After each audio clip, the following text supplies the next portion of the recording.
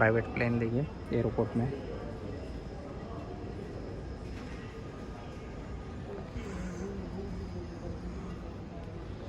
ये रनवे पे दूसरा प्लेन जा रहा है। ये प्राइवेट प्लेन है।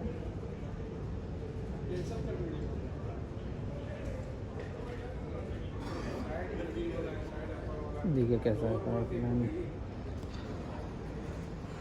ये आ गया विस्तारा का टैक्सिंग में। ये हमारी फ़्लाइट है जो आ गई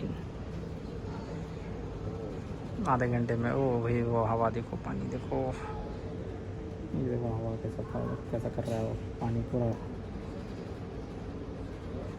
विस्तारा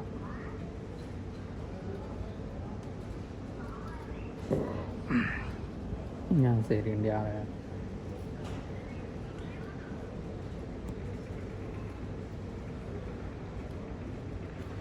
सामने लाइट है, इसके ऊपर लाइट है, ब्लिंक होगा।